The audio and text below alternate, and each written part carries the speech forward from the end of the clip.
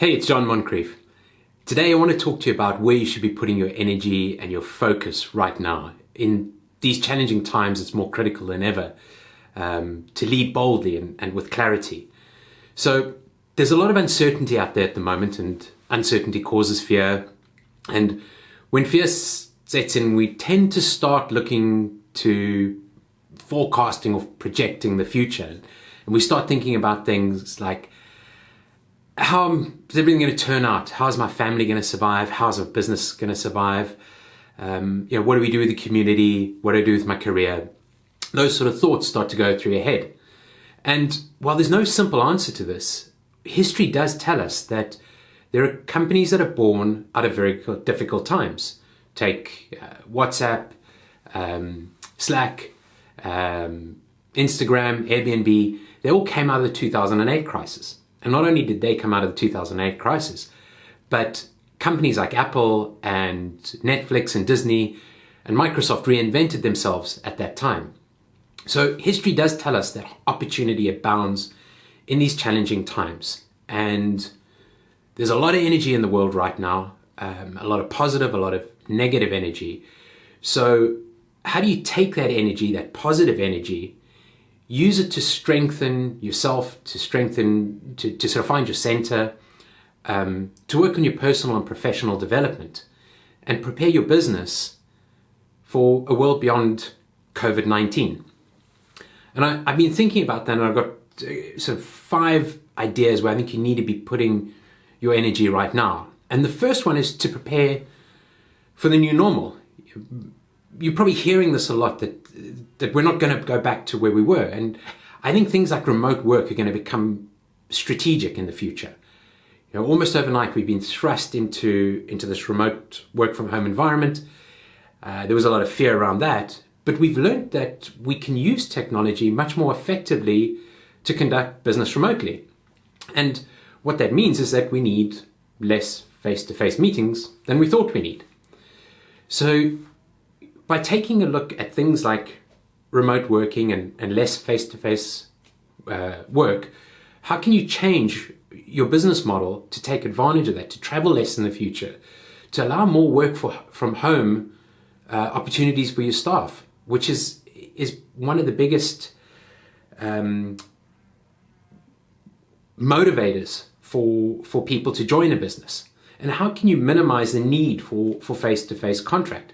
Again, going back to travel, a smaller travel footprint has a better effect on our climate and the earth overall. We can just see how much the air is cleaning up and how much healthier the earth looks at the moment. So I think remote work is going to become of strategic importance in the future.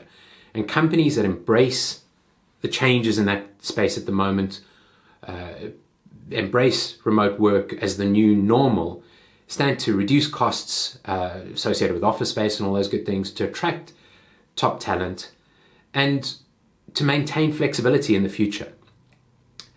The next thing I think, or the next idea and place to be putting energy is to start thinking about resetting and reinventing your business.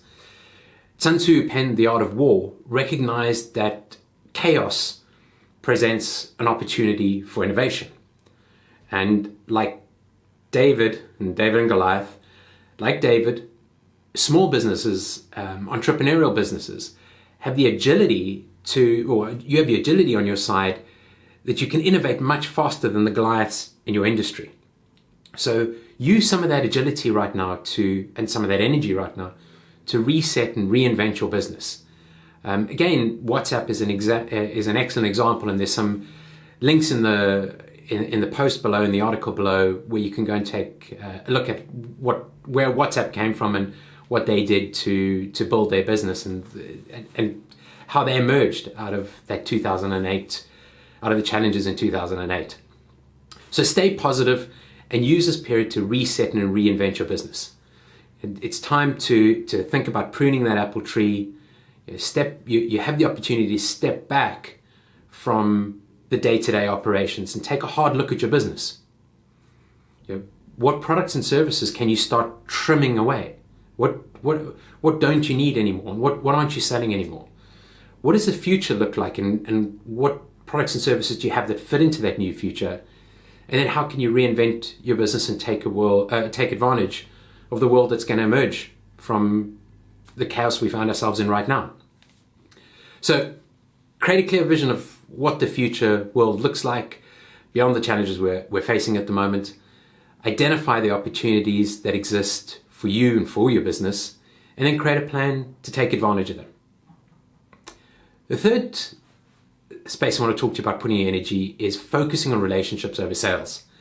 Coronavirus has really brought everybody together against this common enemy.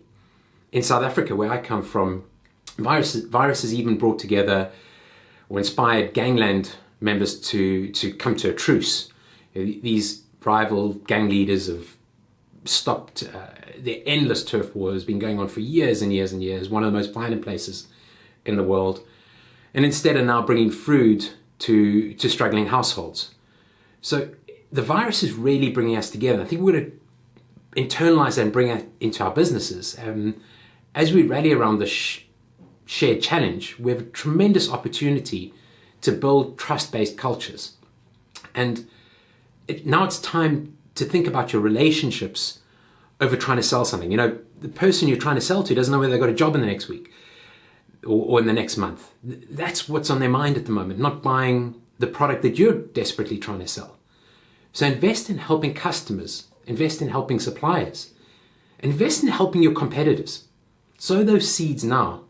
Most business owners are quick to say, or salespeople are quick to say and point out that their sales cycles are long, that they have 6 to 12 months sales cycles.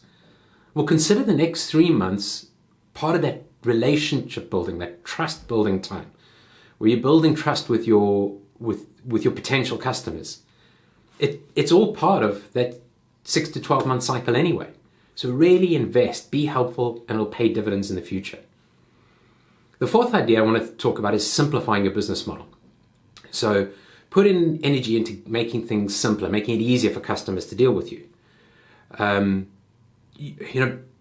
There's this Italian company called King Flipchart, and they sell panoramic flip charts to the influencer community, the Tony Robbins of this world. Think people like Tony Robbins, Brendan Burchard.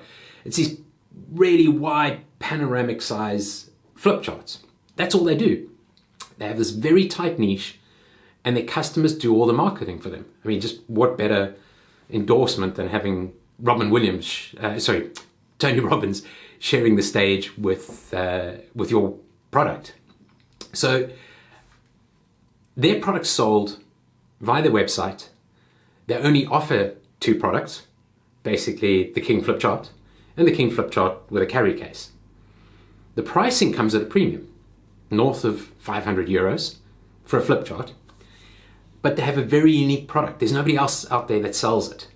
And they're endorsed by this huge influencer community.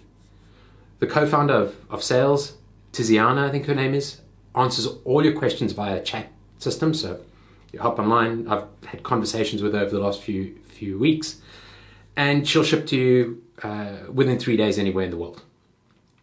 So for me, King of the Ferrari of flip charts, and they tick many of the boxes for valuable businesses, for a valuable business. So they're very simple operation. They have many customers, 1 or 2 products, possibly only areas that they're kind of weak is on the subscription model, and building out a leadership team. So imagine for a moment a much simpler version of your business. Can you narrow your focus to a single product or service, a single product that you sell to many people using an automated business model, and start thinking about how you can change your business and simplifying your business to do that. And the final thing that I talk about all the time is creating an autopilot setting, putting energy into getting your business to run without you. Right now we have a huge amount of spare time on our hands, even if it's just the time that you used to use for your commute. So you've reclaimed that time. Use the time to reflect on your priorities and to work on your business. We always talk about this, working on your business, not in your business. And now's the time to do that. Focus on building a strong leadership team, people that complement your skills and your experience and can help you build value and grow the business. design and implement the guidelines and the operating procedures that are going to help them be successful. And test those now, while you're not working down the corridor from them, while you are remote. Test to see that they work and perfect them and get them right, and use that time to work on your autopilot setting. So right now you have the opportunity to invest in your business. You can take the positive energy, you can reinvent your business, and you can create a much stronger, more valuable company as you emerge from the crisis we're in. I hope you found this useful. I'd love to hear your thoughts. If you want to schedule a coaching session, the link is in the article. If you're watching on YouTube, put your comments into the comment box below. And don't forget to subscribe up at the top left or right.